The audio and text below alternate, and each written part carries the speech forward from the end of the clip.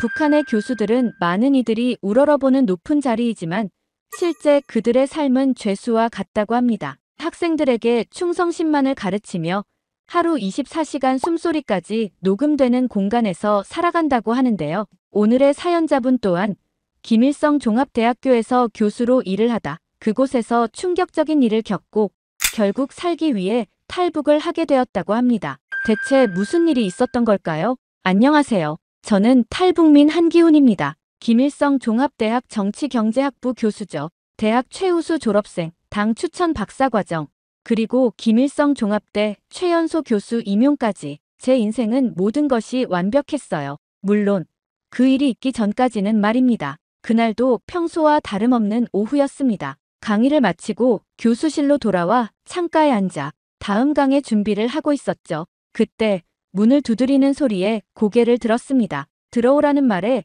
문이 열리고 민태호가 들어왔어요. 정치경제학부 3학년 학생이었죠. 늘 앞자리에 앉아 진지하게 강의를 듣던 학생입니다. 성적도 우수했고 당성도 뛰어나 주변 교수들 사이에서도 기대주로 꼽히던 학생이었어요. 민태호의 목소리에는 평소와 다른 긴장감이 감돌았습니다. 저는 고개를 끄덕이며 맞은편 의자를 가리켰어요. 잠시 시간을 내어달라는 그의 요청에 맞장구 쳤죠. 민태호는 조심스럽게 문을 닫고 의자에 앉았습니다. 그의 손이 미세하게 떨리는 것이 보였어요. 낯선 광경이었죠. 항상 자신감 넘치던 학생이었는데 말입니다. 무언가 여쭤보고 싶다는 말과 함께 민태호는 주변을 한번 둘러보더니 목소리를 낮췄어요. 그 순간 저는 무언가 위험한 대화가 시작될 것이라는 직감이 들었습니다. 북한에서 조용히 말한다는 것은 그 자체로 위험 신호니까요. 교수님, 교육이란 게 원래 이런 겁니까?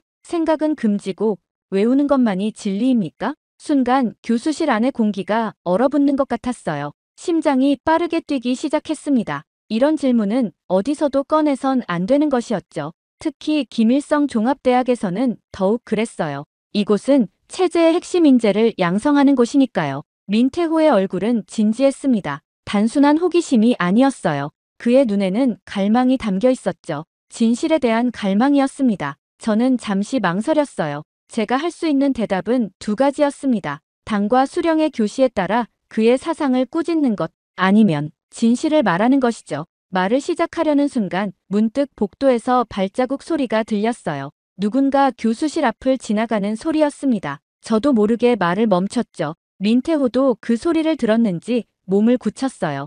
발자국 소리가 멀어지고 나서야 우리는 다시 숨을 쉬었습니다. 마음속에만 담아둬야 한다고 말했어요. 여기선 맞는 말이 더 위험하다고요. 제가 할 수 있는 최대한의 정직함이었습니다. 더 많은 말을 하고 싶었지만 그럴 수 없었어요. 이 대화 자체가 우리 둘 모두에게 위험했으니까요. 민태호는 잠시 침묵했습니다. 그의 눈에 실망감이 스쳐 지나갔지만 이내 이해한다는 표정으로 바뀌었어요. 알겠다는 말과 함께 귀중한 시간을 내주어 감사하다는 인사를 건넸죠. 민태호는 일어나 인사를 하고 돌아섰습니다. 문 앞에 서서 잠시 머뭇거리더니 다시 저를 향해 돌아봤어요. 다른 나라에서는 어떻게 가르치는지 알고 있느냐는 또 다른 위험한 질문이 이어졌죠. 그의 눈빛은 이전과 달랐습니다. 절박함이 느껴졌어요. 우리의 교육 체계가 세계에서 가장 우수하다는 건 알지 않냐며 공식적인 답변을 건넸습니다. 그러나 제 목소리는 미묘하게 떨렸고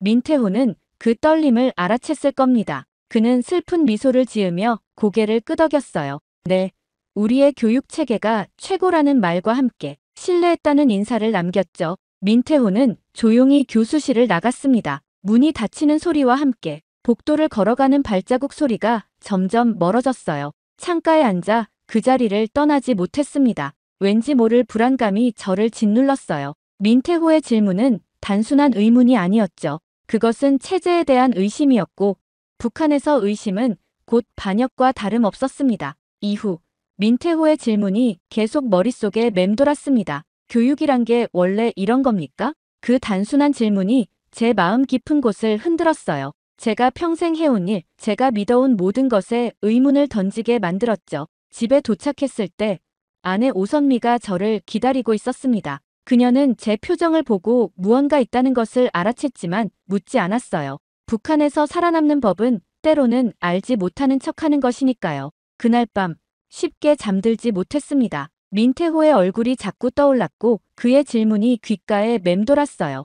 왠지 모를 불길함이 저를 뒤덮었죠. 마치 무언가 끔찍한 일이 일어날 것 같은 예감이었습니다. 그리고 그 예감은 불행히도 현실이 되었어요. 며칠 뒤 강의실에 들어서자 평소와 다른 분위기가 느껴졌어요. 학생들의 눈빛이 달랐습니다. 두려움과 긴장감이 교실 전체를 감싸고 있었죠. 출석을 부르기 시작했어요. 한 명씩 이름을 불러가며 출석을 확인했습니다. 그리고 민태호의 이름을 불렀을 때 아무도 대답하지 않았어요. 민태호는 한 번도 결석한 적이 없는 학생이었습니다. 혹시 민태호 학생을 본 사람이 있는지 물었죠.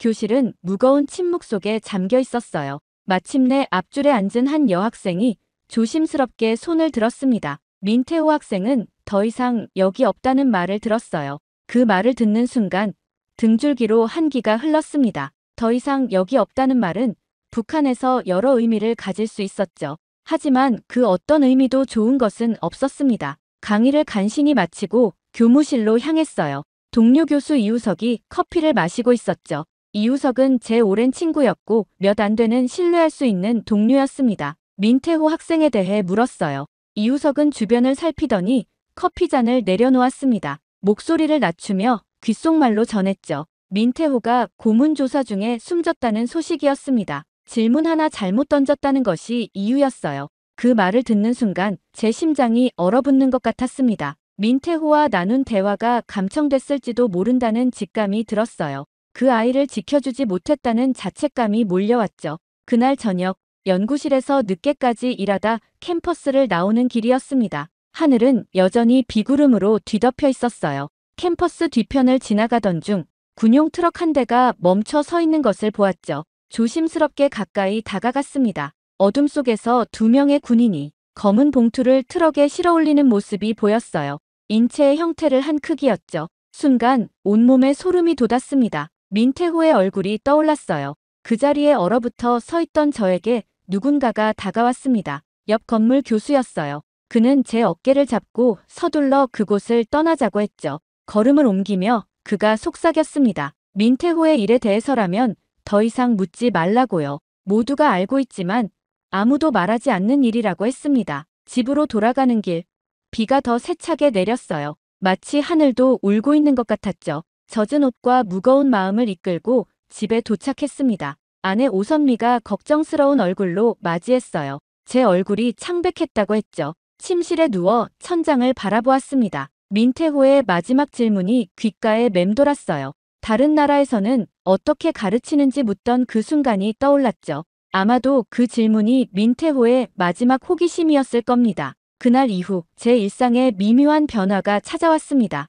아침 출근길, 매일 같은 자리에서 같은 사람을 마주치게 되었어요. 그는 신문을 읽는 척하며 저를 관찰했죠. 눈이 마주칠 때마다 그는 시선을 돌렸습니다. 우연이라고 하기에는 너무 정확한 일치였어요. 강의실에도 변화가 있었습니다. 뒷자리에 항상 군복을 입은 참관자가 앉아 제 강의를 메모하기 시작했죠. 학생들은 그의 존재를 의식한 듯 더욱 경직된 모습을 보였습니다. 질문은 완전히 사라졌고 강의실은 단순한 암기와 복창의 공간으로 변했어요. 가장 불편했던 것은 집 전화였습니다. 통화할 때마다 희미하게 들리는 딸깍딸깍 소리.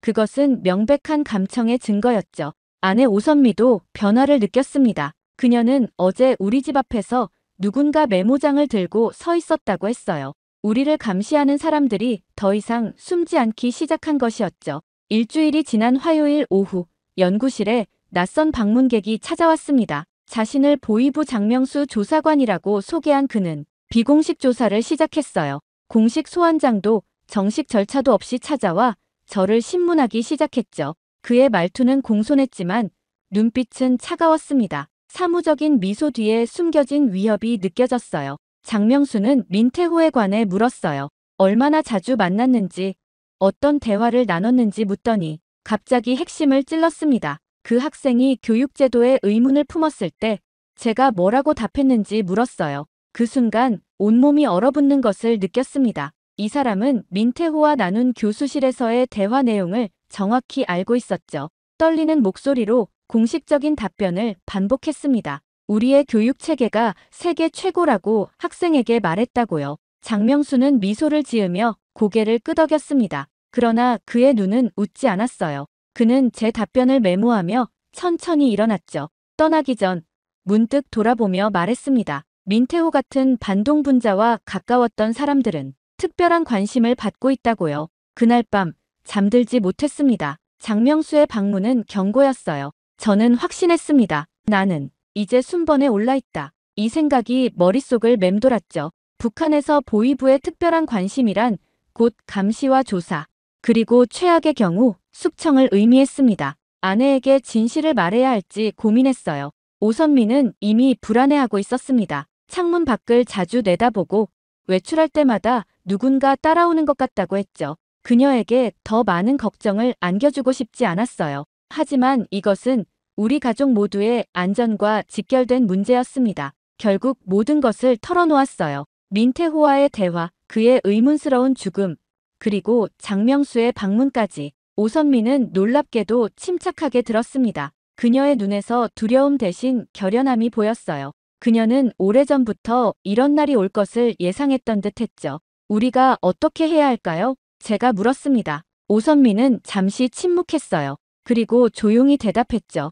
우리에게는 두 가지 선택밖에 없다고. 침묵하며 운명을 기다리거나 아니면. 그녀는 말을 끝맺지 않았지만 그 의미는 명확했습니다. 그날 밤 창문을 통해 평양의 불빛을 바라보며 생각했어요. 평생을 바쳐 충성해온 체제가 이제는 저를 적으로 간주하고 있었죠. 단지 한 학생의 순수한 질문에 정직하게 반응했다는 이유만으로 이것이 과연 제가 지켜온 가치였을까요? 민태호의 얼굴이 떠올랐습니다. 그의 진실을 향한 용기, 그리고 그가 치른 끔찍한 대가, 학생을 보호하지 못한 교수로서의 죄책감이 저를 무겁게 짓눌렀어요. 그날 이후 제 마음은 결정되었습니다. 이대로 가만히 있다면 민태호와 같은 운명을 맞이할 것이 분명했어요. 그날 밤 용기를 내어 신뢰하는 동료 이우석 교수에게 연락했습니다. 물리학부의 베테랑 교수였죠. 그의 자택으로 찾아갔어요. 이우석의 집은 평양 외곽의 조용한 주택가에 있었습니다. 주변을 살피며 조심스럽게 문을 두드렸죠. 이우석은 놀란 표정으로 저를 맞이했습니다. 늦은 밤 방문은 북한에서 좋은 징조가 아니었으니까요. 거실에서 소주 한 잔을 앞에 두고 속삭이듯 대화를 나눴습니다. 민태호의 죽음, 장명수의 방문, 그리고 점점 조여오는 감시에 대해 모두 털어놓았어요. 이우석은 깊은 한숨을 내쉬며 고개를 끄덕였습니다. 그도 비슷한 경험을 하고 있었던 거죠. 이우석의 제안으로 다음날 저녁 화학부의 박남일 교수와 역사학부의 송재헌 교수도 만남에 합류했어요. 4명이 모인 자리에서 우리는 처음으로 금기된 단어를 꺼냈습니다. 탈북이라는 단어였죠. 처음에는 망설였지만 민태호의 죽음을 떠올리며 용기를 냈습니다. 며칠 뒤 더 많은 교수들이 우리의 비밀 모임에 합류했어요. 물리학부의 김태중, 컴퓨터학부의 유상우, 경제학부의 최인호, 농업과학부의 백승규, 군사학부의 나영일, 그리고 마지막으로 외국어학부의 윤대호까지 모두 각 분야의 최고 전문가들이었습니다. 총 10명의 교수가 모였죠. 우리 모두는 김일성 종합대학의 핵심 인재들이었어요. 당과 수령의 신임을 받는 엘리트들이었습니다. 그러나 동시에 교육이 아닌 체제에 봉사해온 사실에 깊은 죄책감을 느끼고 있었죠. 어느 날 밤 백승규의 농가에서 모임을 가졌습니다. 도시 외곽이라 감시의 눈길이 덜했어요. 그곳에서 우리는 진정한 교육의 의미에 대해 밤새 이야기를 나눴습니다. 오랫동안 마음속에 억눌러왔던 생각들이 터져나왔죠. 송재헌이 말했습니다. 우리는 학생들을 가르친 게 아니라 체제에 맞춰 아이들을 조각낸 것뿐이라고요. 모두가 침묵 속에서 고개를 끄덕였습니다. 그 누구도 부정할 수 없는 진실이었어요. 그 자리에서 우리는 결심했습니다. 단순히 몸만 탈출하는 것이 아니라 지식과 진실까지 함께 가져가자고요. 북한 교육 체제의 실상을 세상에 알리는 것, 그것이 민태호와 같은 학생들을 위한 우리의 마지막 임무라고 생각했습니다. 결심은 쉬웠지만 실행은 어려웠어요. 10명이나 되는 교수들이 한꺼번에 사라진다면 즉시 추적당할 것이 분명했습니다. 게다가 국경 지역은 삼엄한 경비로 둘러싸여 있었죠. 우리에게는 치밀한 계획이 필요했어요. 밤이 깊어갈수록 각자의 결의는 더욱 굳건해졌습니다. 우리 10명은 서로의 눈을 바라보며 무언의 맹세를 나눴어요. 죽음을 각오하고 자유를 향해 나아가겠다는 결심이었죠. 그날 밤 집으로 돌아가는 길에 평양의 밤하늘을 올려다봤습니다. 똑같은 별이 나만의 하늘에도 빛나고 있을 거라는 생각이 들었어요. 그 별 아래에서 진정한 교육이 이루어지는 곳을 상상했습니다. 아내 오선미에게 돌아갔을 때 그녀는 이미 알고 있는 듯 했어요. 제 눈빛만 봐도 무슨 결심을 했는지 느꼈던 걸까요? 그녀는 아무 말 없이 제 손을 잡았습니다. 때로는 침묵이 가장 큰 동의의 표현이 되기도 하죠. 다음 날부터 우리 10명은 조심스럽게 계획을 세우기 시작했어요. 평소와 다름없이 행동하면서 틈틈이 필요한 정보와 자료를 모았습니다. 탈북 경로, 국경 상황, 중국 내 연락망 등 모든 것을 철저히 조사했죠. 물론 10명의 교수가 함께 탈북하는 것은 전례 없는 일이었습니다. 우리는 이 작전에 지식의 귀순이라는 이름을 붙였어요. 단순한 도주가 아닌 진실을 세상에 알리는 사명을 담은 이름이었죠. 첫 번째 과제는 합법적으로 국경 지역까지 이동할 방법을 찾는 것이었습니다. 뛰어난 지략을 가진 경제학부 최인호 교수가 아이디어를 제시했어요. 중국 학술교류단이라는 명분이었죠. 김일성 종합대학과 중국 대학 간의 학술 교류는 드물지만 존재했기 때문에 의심을 덜 살 수 있었습니다. 컴퓨터 학부 유상우는 대학 내부 시스템에 접근해 필요한 서류를 준비했어요. 외국어 학부 윤대호는 중국어 능력을 활용해 중국 측 초청장을 위조했죠. 군사학부 나영일은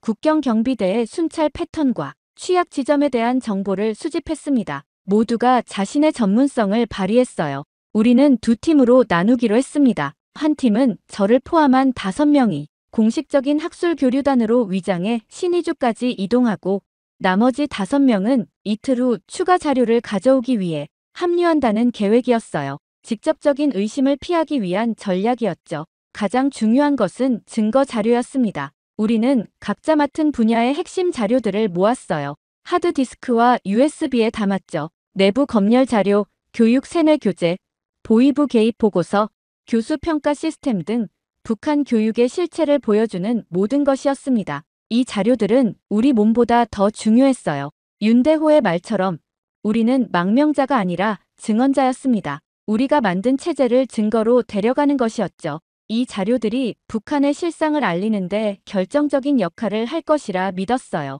자료 수집은 극도로 위험한 일이었습니다. 대학 내 감시는 날이 갈수록 심해졌어요. 컴퓨터실에 들어갈 때마다 이유를 설명해야 했고 복사기 사용도 모두 기록되었죠. 하지만 우리는 서로를 엄호하며 조금씩 필요한 자료를 확보해 나갔습니다. 국경을 넘는 방법도 구체화되었어요. 신의주에서 압록강을 건너는 것이 가장 현실적인 방법이었습니다. 물리학부 김태중이 중국 쪽 연락책과 접촉했어요. 탈북 브로커를 통해 야간에 강을 건너기로 했죠. 강 건너편에서는 사전에 준비된 차량이 우리를 기다리고 있을 것이었습니다. 탈북 비용도 만만치 않았어요. 10명의 탈북 비용은 상상을 초월했죠. 하지만 우리 각자가 오랫동안 모아둔 외화와 귀중품을 모으니 어느 정도 해결되었습니다. 농업과학부 백승규는 자신의 금 반지까지 내놓았어요. 그것은 돌아가신 아버지의 유품이었는데도 말이죠. 계획을 세울수록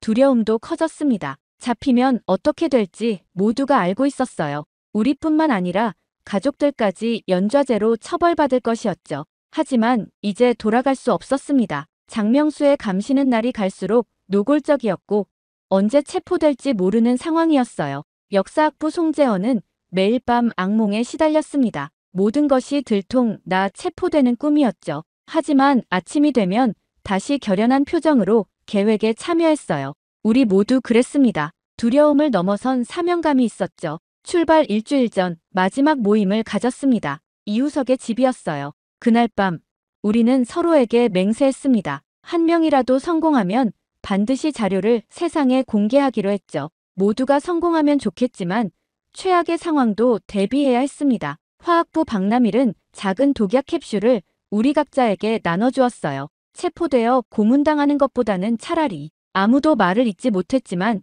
모두 이해했습니다. 그것은 최후의 선택권이었죠. 준비를 마친 후 남은 것은 기다림뿐이었어요.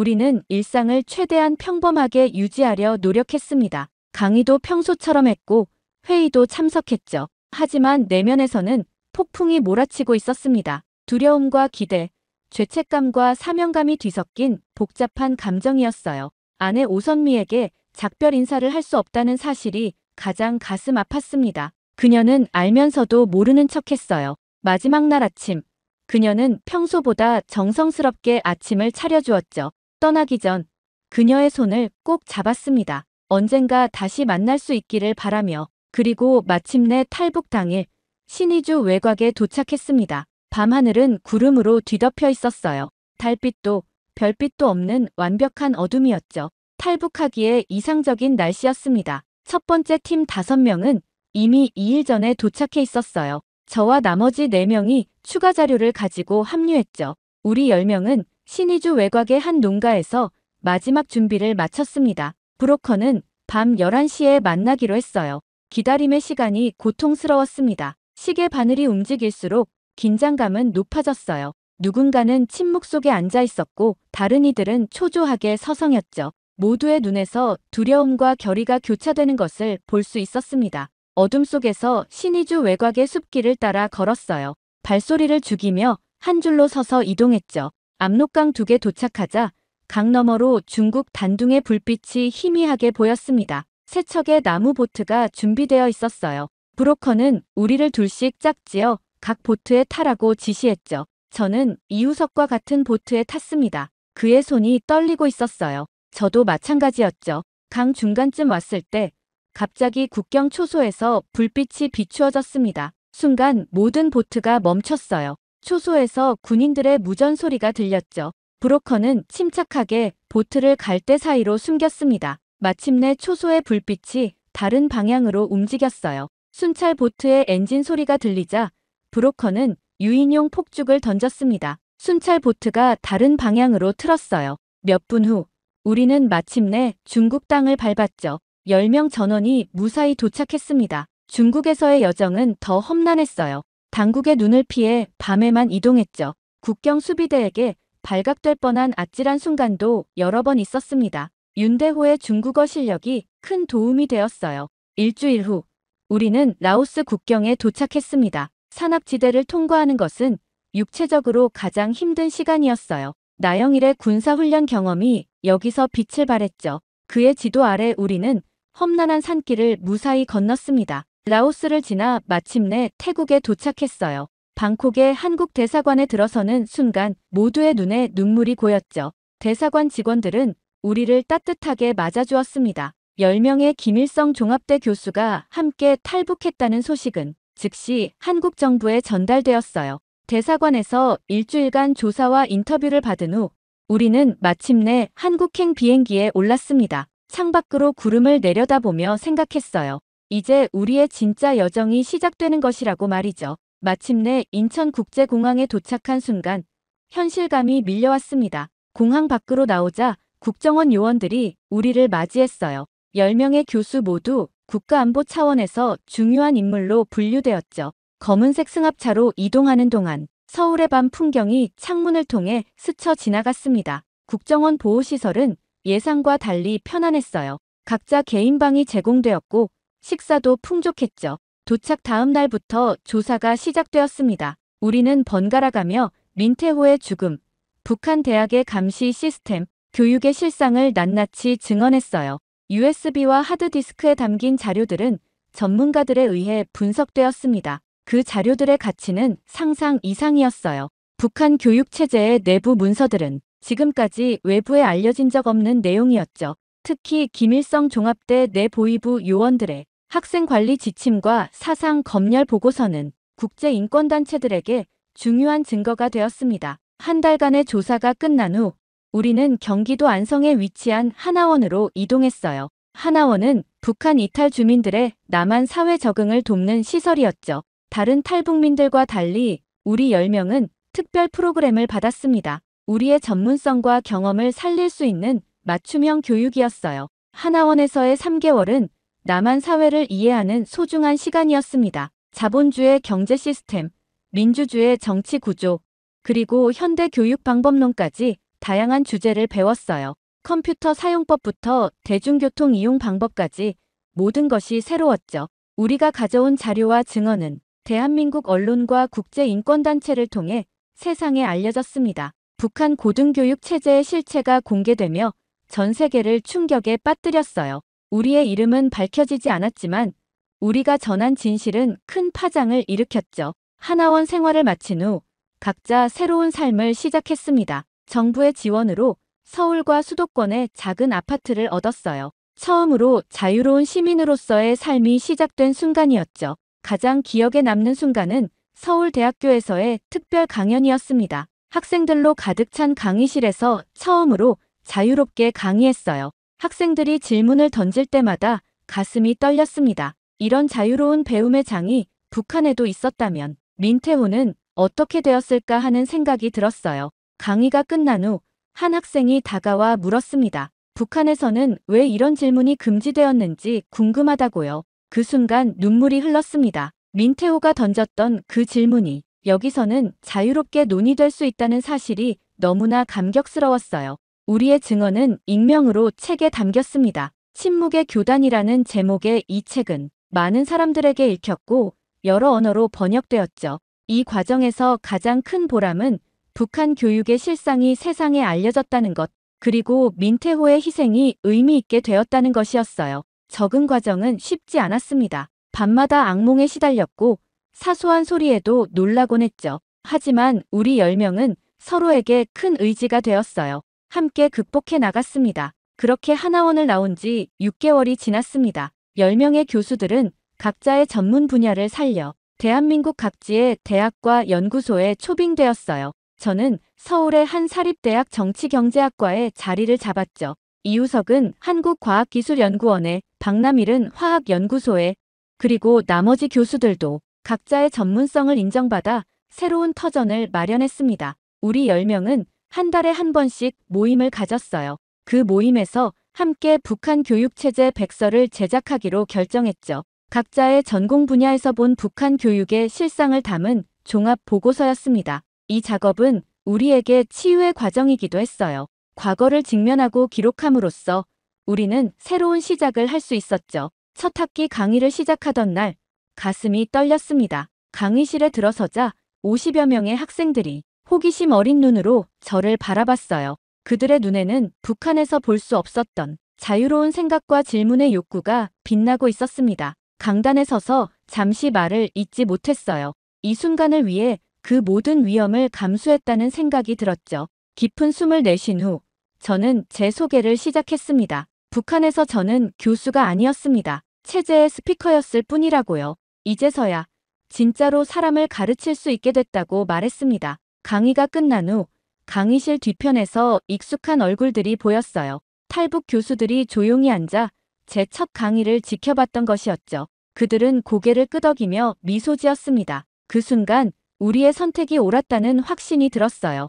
북한 교육체제 백서는 출간 즉시 학계의 주목을 받았습니다. 북한 연구의 필수 자료로 인정받았고 여러 언어로 번역되었어요.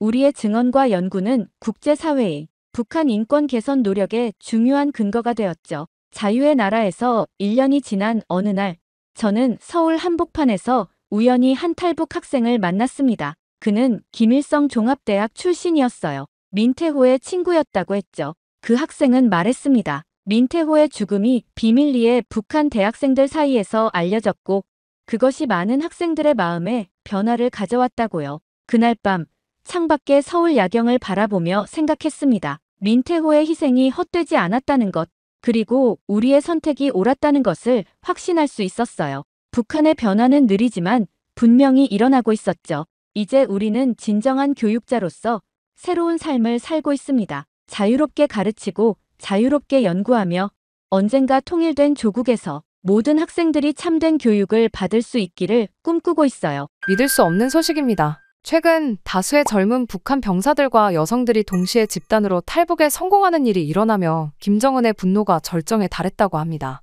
충격적인 건 이들의 탈영이 단순한 탈북이 아니었다는 점이죠. 내부 소식통에 따르면 그들이 국정원에 북한에 치명적인 단서를 넘겼다고 합니다. 이후 국정원은 경악을 금치 못했고 눈물까지 흘렸다고 하는데요. 대체 무슨 일이 있었던 건지 뉴스에서도 공개되지 않은 오늘의 사연 바로 시작합니다. 안녕하세요. 저는 탈북민 정민수라고 합니다. 한때 북한의 군인이었어죠. 어릴 때부터 저는 군대가 조국을 지키는 영광스러운 곳이라고 배웠어요. 저 또한 평생 군대에 대한 동경을 가지고 있었죠. 하지만 부대에 배치된 첫날부터 저는 알 수 있었습니다. 이곳은 제가 생각했던 군대가 아니라는 것을 말이죠. 잠자리는 딱딱했고 담요는 너무 얇아서 추위를 막기에 턱없이 부족했죠. 겨울에는 손가락이 얼어붙는 것 같았습니다. 그래도 저는 참았어요. 모두가 그렇게 살아간다고 생각했으니까요. 그러던 어느 날 밤, 우연히 간부 숙소 근처를 지나가게 되었습니다. 창문 너머로 보이는 모습에 저는 눈을 의심했어요. 간부들은 따뜻한 방에서 풍성한 음식을 먹고 있었죠. 북한에서는 구경조차 힘든 과일들과 고기가 테이블 위에 가득했습니다. 심지어 중국에서 밀수한 술까지 마시고 있었어요. 이게 뭐지? 저는 속으로 중얼거렸습니다. 그동안 간부들은 군량미가 부족하다며 우리 배급을 계속 줄였어요. 하지만 실상은 그들이 빼돌린 군량미를 시장에 팔아 돈을 챙기고 있었던 겁니다. 다음 날 저는 동료 병사에게 이 이야기를 했어요. 그러자 그 친구는 쓴웃음을 지었습니다. 이제 알았어? 여기서는 다 그래. 간부들은 우리가 굶어 죽든 말든 상관없어. 그들한테는 우리가 그저 도구일 뿐이야. 이게 끝이 아니었습니다. 특권층 출신 병사들은 또 다른 특혜도 누렸어요. 남한 드라마나 외국 영상을 볼 수 있었죠. 물론 비밀리에 이루어지는 일이었습니다. 하지만 어떻게든 소문은 퍼지기 마련이에요. 그들은 외부 세계의 정보를 접하며 자신들만의 특권 의식을 키워갔습니다. 매일 밤 잠들기 전 저는 이 상황에서 벗어날 방법을 고민했습니다. 하지만 뾰족한 수가 없었어요. 탈영은 곧 사형이었고 그냥 참고 복무를 마치는 것 외에는 선택지가 없어 보였죠. 물론 그때는 알지 못했습니다. 곧 제 앞에 펼쳐질 지옥을 말이죠. 어느 날 갑자기 도윤이가 저를 찾아왔습니다. 평소와 달리 얼굴이 창백했죠. 도윤이는 소희가 어젯밤부터 보이지 않고 집에도 없다며 걱정스러운 표정을 지었어요. 저는 도윤이를 진정시키려 했습니다. 하지만 마음 한구석에서는 불길한 예감이 들었죠. 우리 군부대에서는 정기적으로 간부님을 위한 접대라는 명목으로 젊은 여성들을 모집했습니다. 그 대상은 대부분 군인 가족이나 가난한 집안의 딸들이었어요. 그들은 잘 모시면 집안도 편해지고 넉넉한 배급을 받을 수 있다 며 달콤한 말로 유혹하거나 때로는 노골적으로 협박했습니다. 하지만 실상은 그 여성들이 간부들의 개인 소유물로 전락하는 것이었죠. 누가 찾아오지 않았는지 조심스럽게 물었더니 도윤이의 얼굴이 창백해졌어요. 어머니 말로는 군 간부라는 사람들이 찾아와서 좋은 기회라며 소희를 데려갔다고 했습니다. 그 말을 듣는 순간 가슴이 철렁 내려앉았어요. 그들이 말하는 좋은 기회가 무엇인지 너무나 잘 알았습니다. 도윤이는 동생을 찾아 군부대 안을 수소문했어요. 저도 함께 도왔지만 아무도 소희의 행방을 알려주지 않았습니다. 모두가 알면서도 모른 척했죠. 그날 밤 도윤이는 자신의 근무를 마치고 간부 숙소 근처를 지나가다 울음소리를 들었다고 했어요. 처음에는 무시하려 했지만 그 소리가 자꾸만 그의 발걸음을 붙잡았습니다. 도윤이는 조심스럽게 건물 뒤편으로 다가갔어요. 그리고 그곳에서 충격적인 광경을 목격했죠. 손발이 묶인 채 끌려가는 여성들이 있었습니다. 취한 간부들은 그녀들을 향해 웃으며 농담을 주고받았고 여성들의 몸을 함부로 더듬고 있었어요. 여성들은 살려달라며 애원하고 있었습니다. 도윤이는 그 중에서 소희를 찾으려 눈을 부릅떴어요. 그리고 마침내 구석에 웅크리고 있는 소희를 발견했죠. 분노에 휩싸인 도윤이는 즉시 뛰어들어 간부들을 막아섰습니다. 도윤이는 자신의 동생이 여기 있으니 데려가겠다고 말했습니다. 그러나 간부는 비웃으며 군인이면서도 아직 세상 물정을 모르냐며 여기 온 여자들은 이미 자기들 것이라고 말했어요. 도윤이가 소희에게 다가가려 하자 간부들이 그를 제지했습니다. 몸싸움이 벌어졌고 도윤이는 결국 구타당한 채 끌려나갔어요. 다음 날 아침 끔찍한 소식이 들려왔습니다. 소희가 강가에서 싸늘한 시신으로 발견되었다는 거예요. 북한군의 공식 발표는 여성이 정신적 충격을 받아 스스로 목숨을 끊었다 였습니다. 하지만 우리 모두 진실을 알고 있었어요. 그것이 명백한 거짓이라는 것을. 소희는 자살한 게 아니었습니다. 그녀는 죽임을 당한 거예요. 도윤이를 만났을 때 그는 완전히 망가진 모습이었습니다. 피눈물을 흘리며 이 나라에서는 우리가 절대 살아남을 수 없다고 절망적으로 말했어요. 그 순간 저도 깨달았습니다. 다음 차례는 제 동생 다연이 될 수도 있다는 것을. 불현듯 공포가 엄습했어요. 제 동생도 소희처럼 간부들의 희생양이 될 수 있다는 생각에 온몸이 떨렸습니다. 이대로는 안 된다는 생각이 머릿속을 지배했어요. 무언가 해야만 했습니다. 도윤이의 비극을 목격한 후 저는 완전히 절망에 빠졌습니다. 이 체제 안에서는 어떤 희망도 없다는 것을 깨달았어요. 하지만 그때 뒤에서 제 이름을 부르는 소리가 들렸습니다. 갑자기 누군가 제 이름을 부르며 중대장이 찾는다고 알려왔습니다. 갑작스러운 호출에 가슴이 덜컥 내려앉았어요. 중대장이 저를 왜 부르는지 의아했죠. 이런 생각을 하며 중대장실로 향했습니다. 문을 열고 들어서자 중대장은 저를 보며 비열한 미소를 지었어요. 긴장된 마음으로 자리에 앉았어요. 중대장은 천천히 서류를 넘기더니 입을 열었습니다. 중대장은 저를 앉히고는 제 동생이 아직 살아있어 다행이라는 말을 했습니다. 순간 온몸에 혈관이 얼어붙는 느낌이었어요. 동생 다현이가 왜 갑자기 언급되는지 몰라 머릿속이 하얗게 변했죠. 중대장은 이어서 제 누이 정다현이 20도 안 된 어린 나이라며 지난번 점호 때 봤는데 꽤 귀엽더라는 말을 했습니다. 중대장의 말 한마디가 비수처럼 가슴을 파고들었습니다. 소희의 운명이 떠올랐어요. 그리고 다음은 내 동생 차례라는 끔찍한 예감이 들었죠. 떨리는 목소리로 제 동생은 그저 평범한 학생이고 아직 어리다고 말씀드렸습니다. 하지만 중대장은 웃기만 했어요. 중대장은 제가 잘해주면 제 동생도 좋은 대우를 받을 수 있다며 요즘 식량 배급이 줄었는데 제 가족에게 특별 배급을 내려줄 수도 있다고 말했습니다. 뱃속에서 분노가 치밀어 올랐습니다. 하지만 표정 하나 드러낼 수 없었어요. 중대장의 말은 명백한 협박이었습니다. 만약 제가 거부한다면 다음은 다현이 차례라는 것이죠. 중대장은 생각해보고 내일 대답하라며 저를 돌려보냈습니다. 중대장실을 나오는 순간 다리에 힘이 풀렸어요. 벽에 기대어 서서 깊은 숨을 내쉬었죠. 그날 밤 잠을 이룰 수 없었습니다. 눈을 감으면 소희의 모습과 다현이의 얼굴이 번갈아 떠올랐어요. 결국 하나의 결론에 도달했습니다. 다현이를 지키려면 이곳을 떠나야 한다는 것이었죠. 탈출? 그것은 거의 자살 행위나 다름없었습니다. 하지만 이대로 있는 것보다는 나았어요. 동생을 지키기 위해서라면 목숨을 걸어야 했습니다. 그런데 놀랍게도 저와 같은 고민을 하는 병사들이 더 있었어요. 소희의 죽음 이후 부대 내에 불안감이 퍼져 있었습니다. 특히 가족 중 여자 형제나 친척이 있는 병사들은 언제 자신의 가족이 희생될지 두려워하고 있었죠. 박윤성은 이미 부모님이 숙청당한 후 군대에서 겨우 버티고 있었습니다. 최강혁의 여동생 나연이는 이미 간부들의 표적이 되어 있었어요. 이재훈의 누나 서진이는 얼마 전 끌려갔다가 겨우 살아 돌아왔지만 더 이상 예전의 그녀가 아니었습니다. 강태민은 군부대의 내폭력과 부패를 견디다 못해 탈출을 생각하고 있었고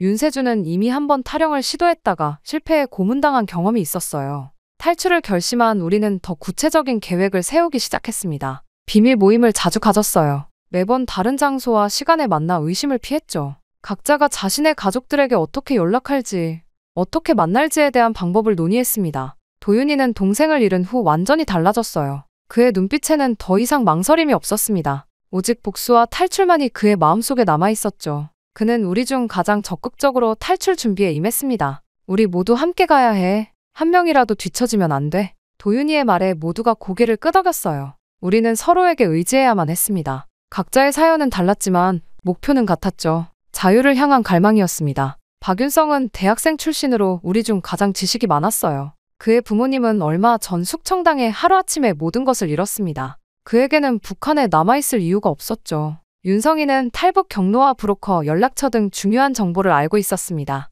두만강을 건너면 중국이지만 거기서 끝이 아니야. 중국은 탈북자를 발견하면 북한으로 송환시켜. 우리는 라오스를 거쳐 태국까지 가야 해. 최강혁은 여동생 나연이가 이미 간부들의 표적이 되어 있어 걱정이 많았어요. 이재훈의 누나 서진이는 한번 끌려갔다 돌아온 후 정신적 충격에 시달리고 있었습니다. 강태민은 평소 조용한 성격이었지만 상관들의 폭력에 지쳐 있었죠. 윤세주는 가장 어렸지만 이미 한번 탈영을 시도했다가 실패한 경험이 있어 경계심이 강했습니다. 우리는 각자 맡은 역할이 있었어요. 도윤이와 세준이는 무기를 준비했습니다. 경비병들과 마주칠 경우를 대비한 것이었죠. 강혁이는 식량을, 저는 지도와 나침반을 구했습니다. 윤성이는 탈북 비용을 모았고 재훈이는 탈출 루트를 외웠어요. 가장 중요한 것은 가족들과의 접선 계획이었습니다. 저는 여동생 다현이에게 편지를 보냈어요. 직접적인 내용은 적을 수 없었기에 암호를 사용했죠. 다현이는 똑똑했기에 내 메시지를 이해할 거라고 믿었습니다.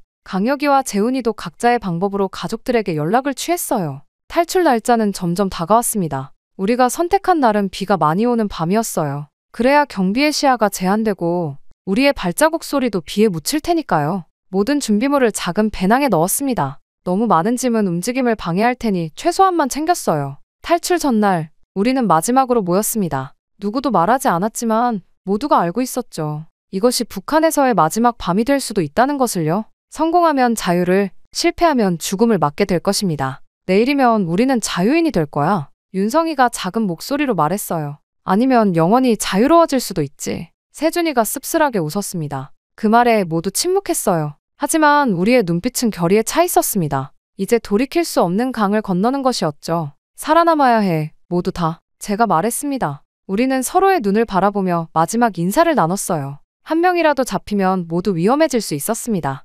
하지만 우리가 함께라면 가능성이 있었죠. 탈출의 날, 북한과 중국의 국경인 두만강 근처에 도착했습니다. 어둠이 내린 밤이었지만 달빛이 너무 밝아 오히려 위험하게 느껴졌어요. 우리는 숨을 죽이며 정찰을 했습니다. 경비병들의 감시가 예상보다 훨씬 더 심했죠. 윤성이는 경비가 평소보다 2배는 많아 보인다며 작은 목소리로 걱정했습니다. 뭔가 이상했어요. 평소라면 이렇게 경비가 삼엄하지 않았는데 마치 누군가가 우리의 계획을 알고 있는 것 같았습니다. 하지만 이미 돌아갈 수는 없었어요. 우리 가족들은 약속된 장소에서 기다리고 있었죠. 도윤이는 조금만 더 기다려보자며 교대의 시간에 틈이 생길 거라고 말했습니다. 1시간이 지났지만 경비는 줄어들 기미가 보이지 않았어요. 오히려 더 긴장된 분위기였죠. 갑자기 강태민이 일어났습니다. 그는 자신이 저쪽으로 가서 주의를 돌리겠다며 그 틈에 우리가 강을 건너자고 제안했어요.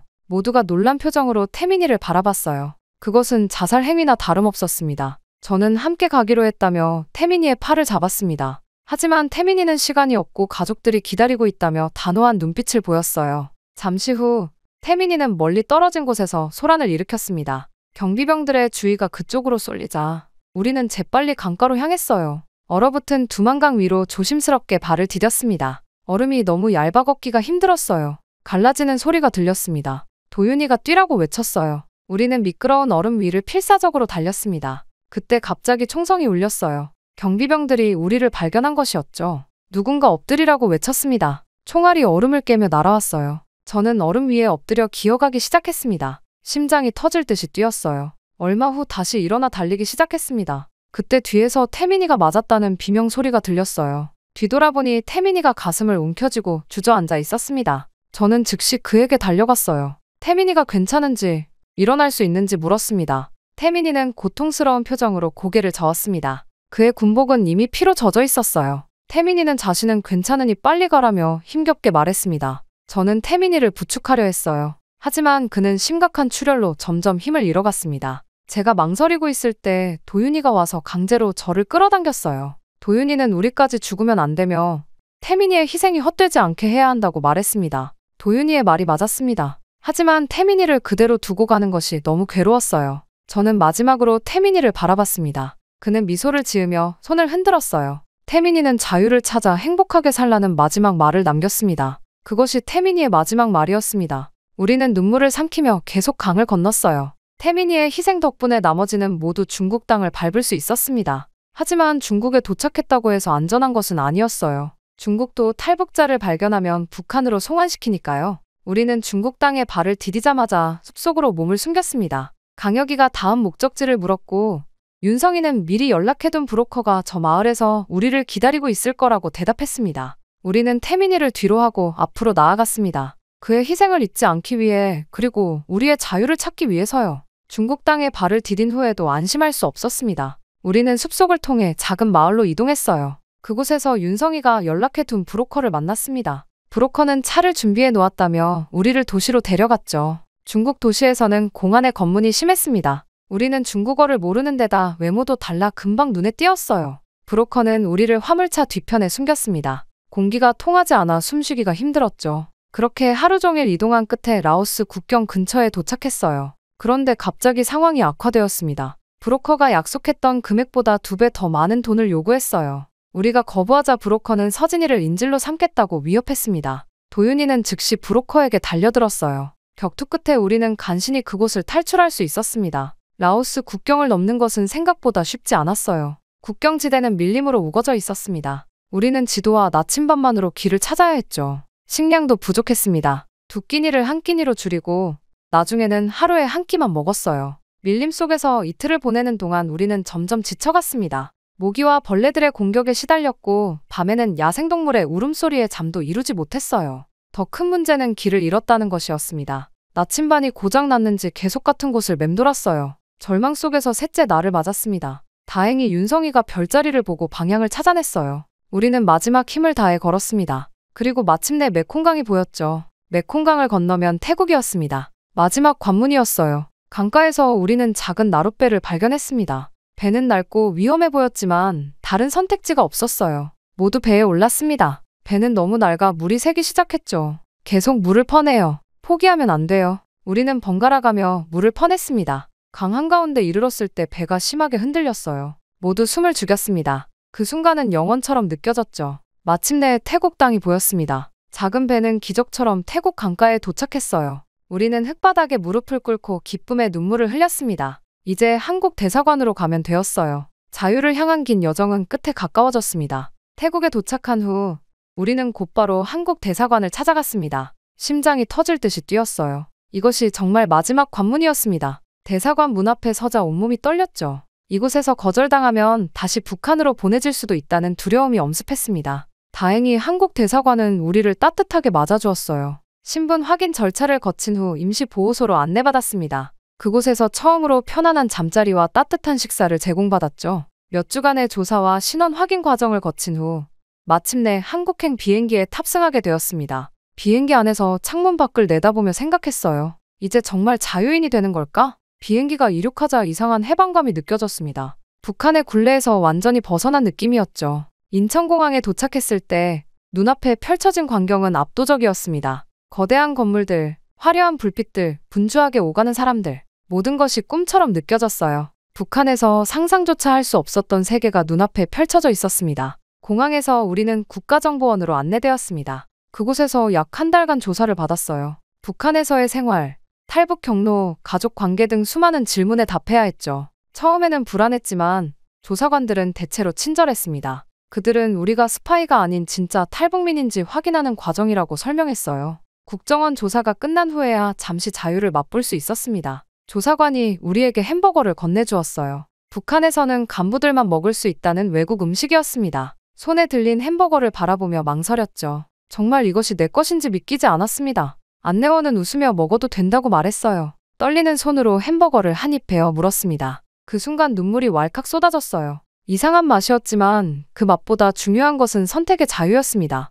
내가 원한다면 먹을 수 있는 자유, 그것이 감동이었죠. 국정원 조사를 마친 후 우리는 하나원으로 이동했어요. 하나원은 탈북민들이 한국 사회에 적응하는 것을 돕는 시설이었습니다. 그곳에서 약 3개월간 한국 생활에 필요한 기본 교육을 받기 시작했죠. 민주주의와 자본주의의 개념, 컴퓨터 사용법, 한국어 표현, 그리고 가장 중요했던 돈 계산법까지 배웠습니다. 북한과 달리 한국은 물건마다 가격이, 서비스마다 비용이 있었어요. 하나원에서의 교육을 마친 후 마침내 서울거리에 나섰습니다. 그 순간의 자유로움은 말로 표현할 수 없었어요. 밤에도 꺼지지 않는 불빛들, 끊임없이 오가는 차들, 넘쳐나는 상품들, 모든 것이 신기했습니다. 가장 충격적이었던 것은 사람들이 자유롭게 의견을 표현한다는 점이었어요. 카페에서 몇몇 사람들이 정부 정책을 비판하는 것을 들었는데 아무도 그들을 체포하거나 감시하지 않았습니다. 북한에서는 상상도 할 수 없는 일이었죠. 처음 지하철을 탔을 때도 놀라웠어요. 수많은 사람들이 각자의 목적지를 향해 바쁘게 움직였습니다. 누구도 나를 감시하지 않았고 어디로 가든 자유였죠. 처음으로 진정한 자유를 느꼈습니다. 밤에 숙소로 돌아와 창밖을 바라보았어요. 도시의 불빛이 별처럼 빛났습니다. 북한에서는 밤이 되면 암흑이 되는데 여기서는 밤에도 대낮같이 밝았죠. 전기가 끊기지 않는 현실이 신기했습니다. 침대에 누워 생각했어요. 우리는 정말 살아남았구나. 두만강에서 희생된 태민이, 중국에서의 위험한 순간들, 라오스 밀림에서의 고통, 그 모든 과정을 거쳐 마침내 자유를 얻었습니다. 눈물이 흘렀어요. 이번에는 슬픔이 아닌 기쁨의 눈물이었습니다. 하나원에서의 교육을 마치고 서울에 정착한 지 1년이 지났습니다. 외부의 도움으로 작은 아파트를 얻었고 다현이와 함께 새로운 삶을 시작했어요. 처음에는 모든 것이 낯설었지만 조금씩 한국 생활에 적응해 나갔습니다. 하지만 밤마다 악몽을 꾸었어요. 두만강에서 희생된 태민이의 모습, 중국에서 잡혀 북송된 다른 병사들의 얼굴들이 꿈에 나타났습니다. 우리는 살아남았지만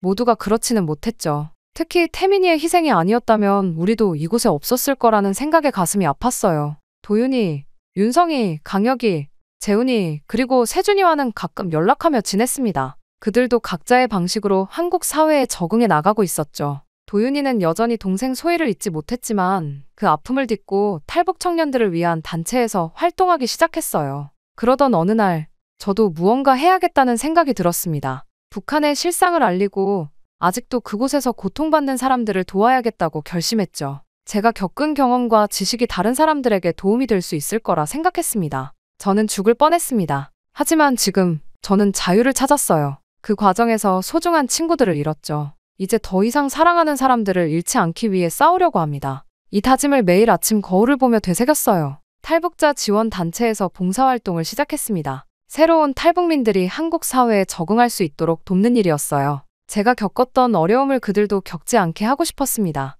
다현이도 대학에 진학해 국제관계학을 공부하기 시작했어요. 그녀는 장래의 북한 인권을 위해 일하고 싶다고 했습니다. 우리 남매는 각자의 방식으로 북한에 남겨진 사람들을 돕기 위해 노력했어요. 이제 우리는 완전한 자유 속에서 살고 있습니다. 두려움 없이 말할 수 있고 원하는 것을 선택할 수 있죠. 하지만 진정한 자유는 책임이 따른다는 것도 배웠어요. 그래서 우리의 경험을 바탕으로 다른 탈북민들을 돕는 일에 열정을 쏟았습니다. 가끔 옥상에 올라가 별을 바라봅니다. 같은 하늘 아래 북한에 있는 사람들을 생각하며 언젠가 그들도 자유를 찾을 수 있기를 기도해요. 태민이의 희생이 헛되지 않도록 우리가 찾은 자유가 더 많은 사람들에게 전해질 수 있도록 계속해서 노력할 것입니다. 이것이 제 이야기입니다. 자유를 향한 위험한 여정, 그리고 새로운 삶의 시작. 앞으로도 많은 어려움이 있겠지만 이제 저는 두렵지 않습니다. 우리는 살아남았고 이제 다른 이들도 살아남을 수 있도록 돕는 것이 저희 새로운 목표입니다.